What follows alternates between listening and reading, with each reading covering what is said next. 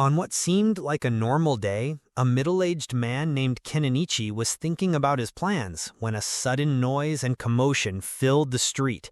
A crowd was gathering, and he could hear worried whispers about an attack.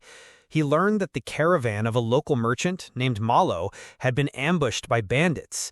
In the center of town, Malo was desperately pleading for help. His daughter, Primula, had been kidnapped by a notorious bandit leader named Shaga, who led a gang of 50 men. The local adventurers were too scared to help, and the knights couldn't prepare a rescue mission in time.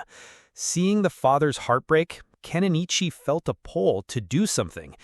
Even though he was just a regular man with no real combat skills, he had a unique secret. He could use a magical online shopping site from his old world to buy anything he needed. He knew it was a reckless and dangerous idea, but he felt a sense of responsibility. Pushing his fear aside, he stepped forward and told the desperate father that he would rescue his daughter. After receiving a large sum of money to prepare for the mission, Kenichi knew he couldn't back down.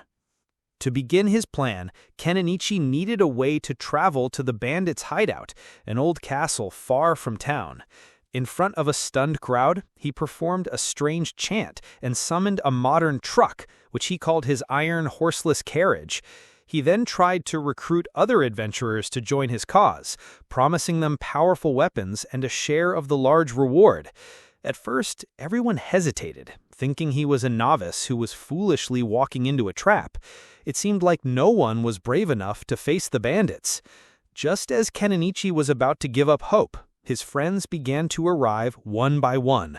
A group of loyal, cat-like warriors he'd helped before showed up, ready to fight by his side. He gave them brand new, powerful weapons from his online store, which amazed them.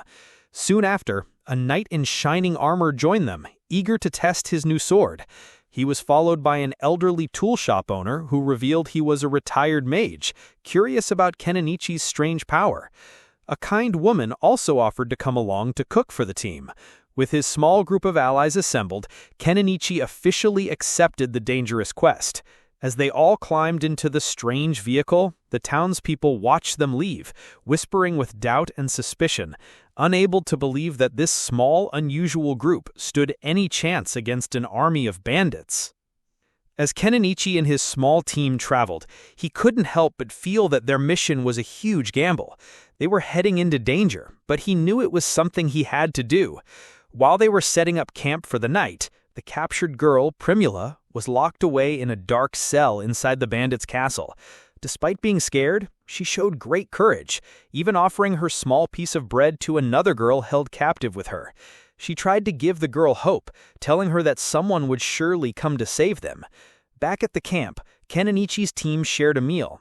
They all enjoyed a delicious and comforting soup. In a funny moment, the cat-like members of the group became curious about some modern cat food Kenichi had. After trying it, they decided it was surprisingly tasty, and even the old mage asked for a bite. After their meal, Kenichi explained his plan for attacking the castle. Everyone listened carefully and agreed to follow his lead. He gave one of his most agile companions, a cat girl named Mayali, a special magic item that allowed them to talk over long distances. She and the old mage were amazed by the device, which was actually a modern walkie-talkie. With the plan set, Kenichi instructed the woman who cooked for them to wait one day, and if they didn't return, she was to go to the Adventurers Guild and report that their mission had failed. The team then set off for the final part of their journey to the bandits' hideout. As they neared the castle, Mayali scouted ahead. Using the walkie-talkie, she reported that the guards were lazy and distracted, drinking on the job. This was the perfect chance to strike. Just before the attack, one of the warriors gave Kenichi a bitter root to chew on, explaining it would help him get over the fear of his first real battle. The root made his mouth feel numb, but then a strange feeling of confidence and laughter washed over him, getting him ready for the fight. The plan began perfectly. Mayali used her bow to silently take out the guards on the walls. Then the old mage stepped forward and unleashed a powerful explosion spell, blowing the castle's main gate to pieces and catching the bandits completely by surprise. The team charged into the chaos. The skilled knight and the fierce cat warriors were a whirlwind of action, easily taking down the surprised and unprepared bandits. Kenichi joined the fight in his own unique way by summoning a giant construction machine, a backhoe. He swung its huge metal arm around, knocking out groups of enemies and causing even more panic.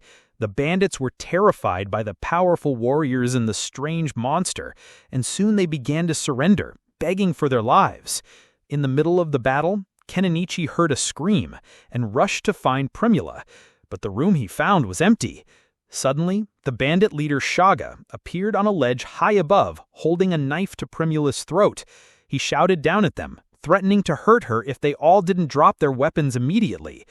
The fight came to a sudden halt, as everyone stared up at the desperate leader and his terrified hostage. Thinking fast, Kenichi secretly used his walkie-talkie to speak to Mayali, who was hidden in the shadows. Using his online shopping power, he bought a laser sight and aimed a small red dot of light onto the bandit leader's body. He quietly told Mayali to aim her bow at the dot. His plan was to use a bright flash of light to blind the leader for just a second, giving Mayali the perfect opening to take a shot and save Primula without harming her. With the bandit leader holding Primula hostage, Kenichi put his risky plan into action. He created a sudden, blinding flash of light that startled the leader for just a moment. That was all the time his companion, Mayali, needed. She fired an arrow with perfect aim, hitting the bandit and forcing him to let go of Primula. Kenichi rushed forward and caught the girl just as she fell. The wounded bandit leader struggled to his feet for one last fight, but Mayali was faster, and her second arrow made sure he wouldn't harm anyone ever again. With the battle finally over, Kenichi felt a strange rush of energy from the fight, but he took a deep breath and calmed himself. After the intense battle, the group focused on helping the other women who had been held captive by the bandits. Kenichi used his special online shopping power to order clean clothes and supplies for everyone. He asked Primula to help the other young girl who had been captured, a quiet child named Anemone. He provided them with modern scissors to give her a much-needed haircut. Even in this strange situation, Primula's mind for business was sharp. She was so impressed with the quality of the scissors that she immediately thought about how well they would sell at her family's trading company. Later, after everyone had a chance to clean up, Kenichi gave Anemone a new dress. He kindly introduced himself, and she softly told him her name. The group then learned a very important clue from Primula. She remembered the bandit leader saying that a wealthy noble had paid him to carry out the kidnapping. This new information made everything click into place. It explained why the local authorities had been so slow to help. A powerful person was secretly pulling the strings from behind the scenes. With the mission complete and everyone safe, the group was finally able to relax. The danger was over, and they could all head back to town.